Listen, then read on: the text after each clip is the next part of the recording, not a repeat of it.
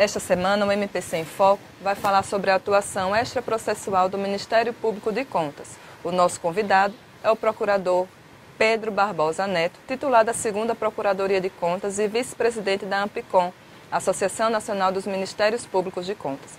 Bem-vindo ao nosso programa, doutor Pedro. Muito obrigado, Andressa. Para mim é enorme satisfação estar aqui com todos vocês. Doutor Pedro, o Ministério Público atua junto aos tribunais de contas. Gostaria que o senhor explicasse um pouquinho como funciona essa atuação do Ministério Público de Contas fora dos processos. Certo. Essa atuação do Ministério Público extraprocessual é uma atuação que advém da necessidade de conferir celeridade à resolução de conflitos, né?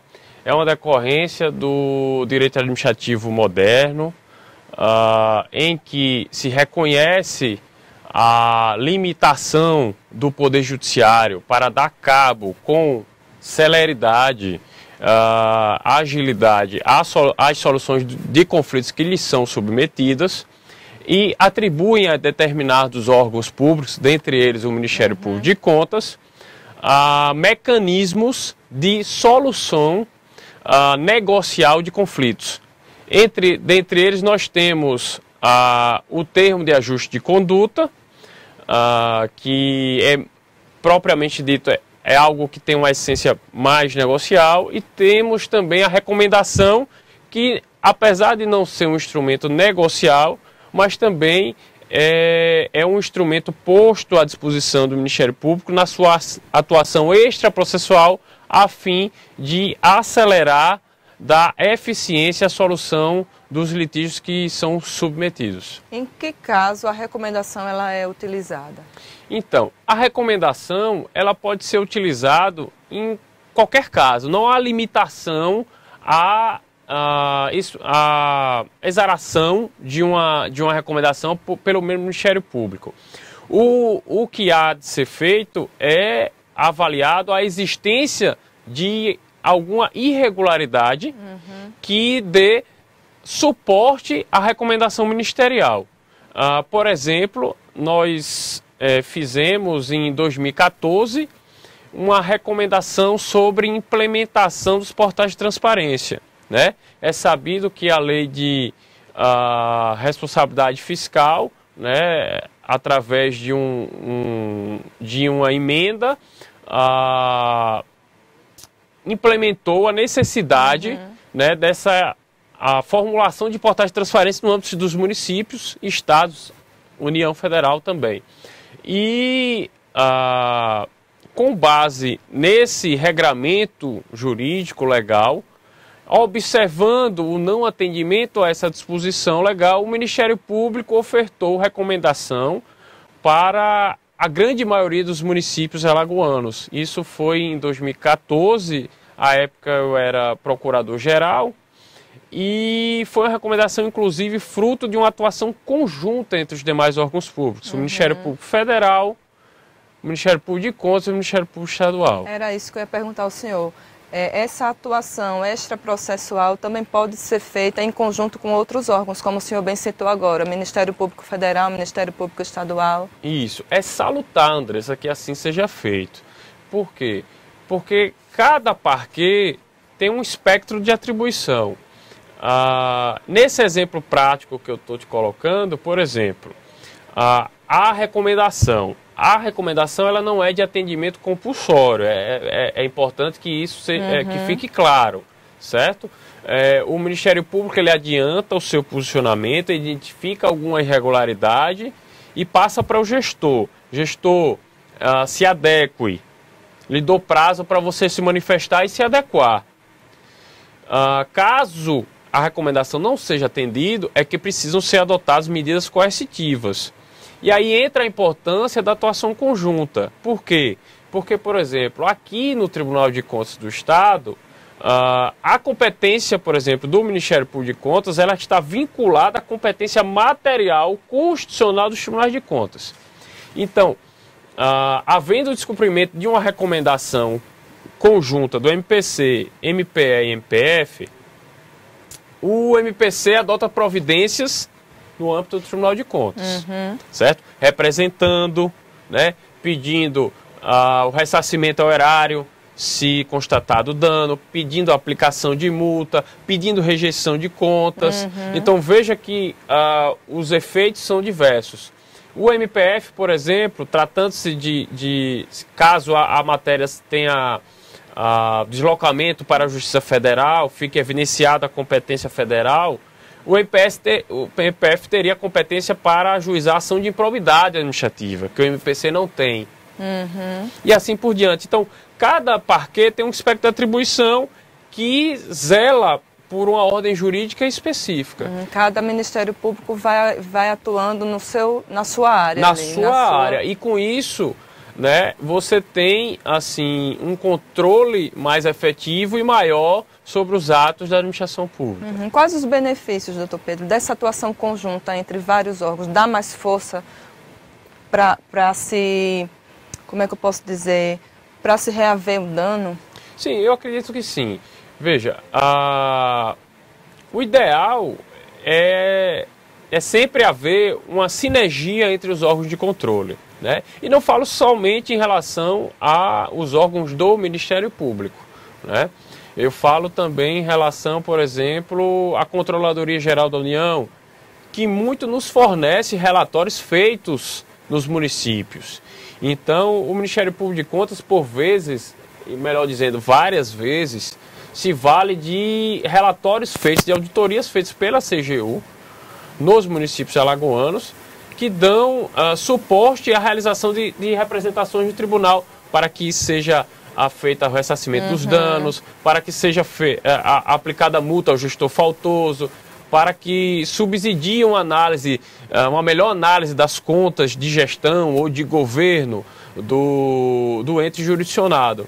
Então, coisa que a CGU não poderia fazer. Então, se cada um cumpre seu papel e age de forma conjunta e com a sinergia, o resultado entregue à população é muito maior. A possibilidade de se atender e de preservar o interesse público é muito maior. Cada um vai complementando o trabalho do outro, complementando, né? A atuação do outro. Perfeito. Doutor Pedro, o senhor falou agora há pouco da recomendação e do termo de ajustamento de conduta, né? Qual é a competência? Em quais casos são aplicados o termo de ajustamento de conduta? O senhor explicou da recomendação, eu queria que o senhor falasse um pouquinho agora sobre os TACs. Certo. Os TACs também são excelentes instrumentos de atuação extraprocessual do Ministério Público, né? Eles vêm ganhando muita força, decorrem, segundo os doutrinadores, da teoria dos poderes implícitos, quando a Constituição, no seu artigo 127, ela detalha as atribuições do Ministério Público, e dentre elas afirma que compete ao Ministério Público zelar pelos direitos individuais, transindividuais, individuais homogêneos. Estaria aí, inclusive a Constituição, ela prevê que os poderes públicos respeitem esses direitos. E o Ministério Público deve zelar para que o poder público respeite esses direitos. Então, quando a Constituição prevê, nesse inciso, essa competência do Ministério Público, ela tem que dotar o Ministério Público dos meios necessários para que haja essa proteção. E um dos meios criados pela legislação infraconstitucional foi o termo de ajustamento de conduta, certo? Ele veio a aparecer pela primeira vez no nosso ordenamento jurídico de forma expressa no Estatuto da Criança e do Adolescente, né? E também no Código de Defesa do Consumidor, onde se incorporou a Lei de Ação Civil Pública. Houve uma alteração na Lei da Ação Civil Pública.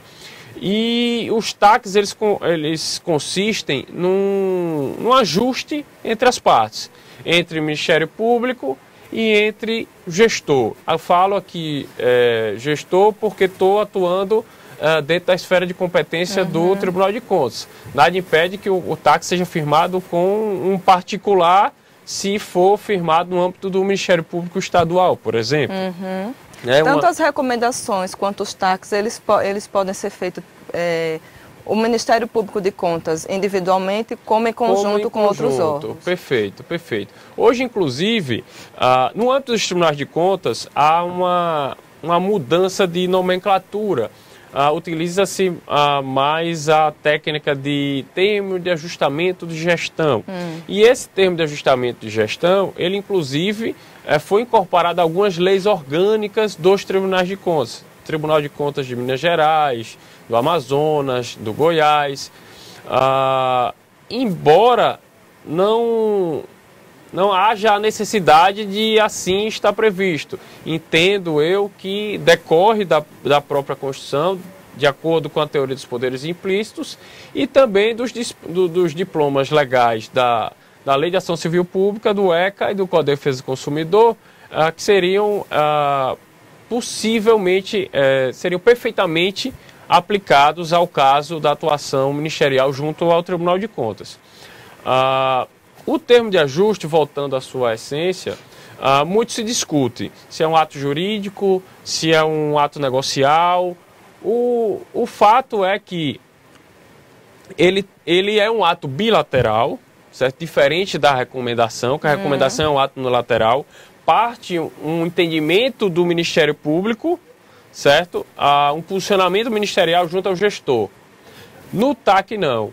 Gestor e Ministério Público sentam numa mesa e vão negociar o cumprimento de determinada obrigação de fazer, não fazer, obrigação de dar, por parte do Poder Público. Entendi. A recomendação, o Ministério Público faz a recomendação, determina solicita o que deve ser feito. Exato. E o gestor deve cumprir. No caso do TAC, sentam os dois para ver firmar aquele acordo. Isso, perfeito. Só que com um detalhe, em ambos os casos, a recomendação não é de atendimento compulsório.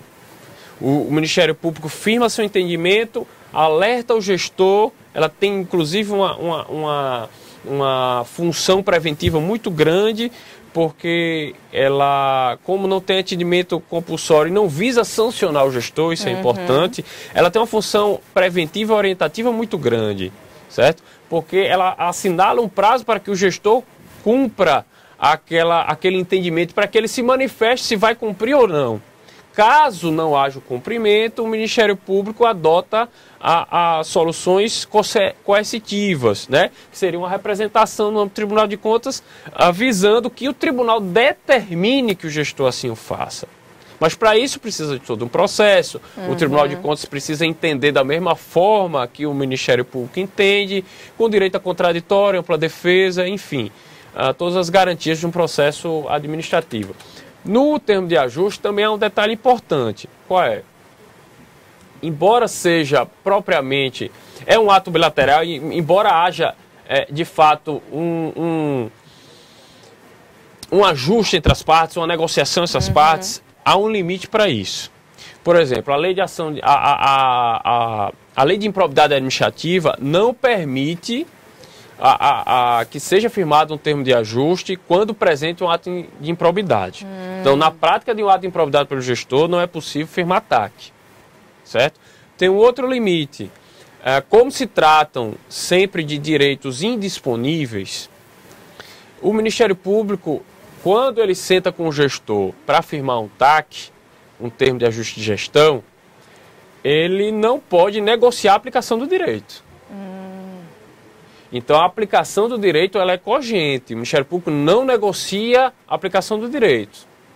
O que o Ministério Público senta para definir com a parte é o quê?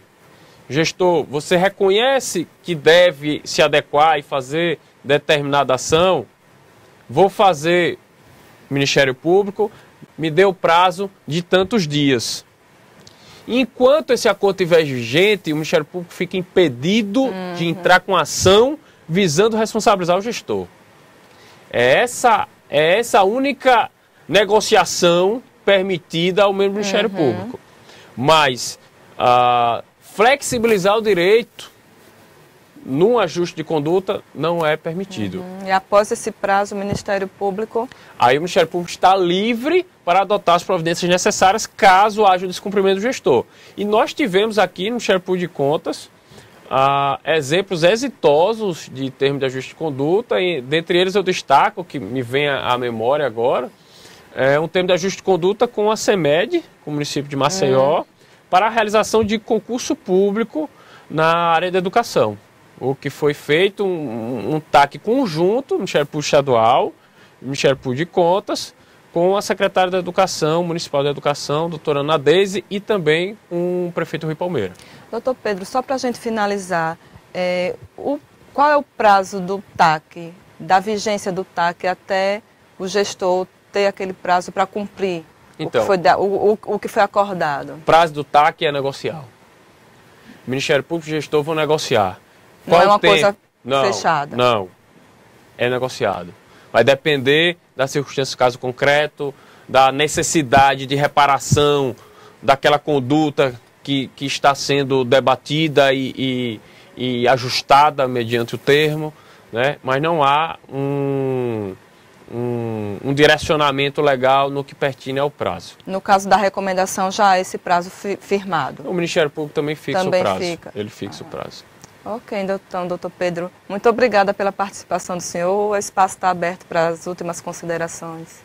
Eu que agradeço, Andressa. Inclusive, fiquei muito feliz com o convite, a iniciativa maravilhosa, né, da criação do programa MPC em Foco, e estou à disposição para contribuir no que for necessário. Nós vamos nos encontrar nos próximos programas, com certeza. Com certeza, estarei a postos. Obrigada mais uma vez pela participação. O MPC em Foco desta semana está terminando aqui. Acompanhe o Ministério Público de Contas nas redes sociais, Twitter, Instagram e Facebook. E também no nosso site, www.mpc.al.gov.br. Até um próximo programa.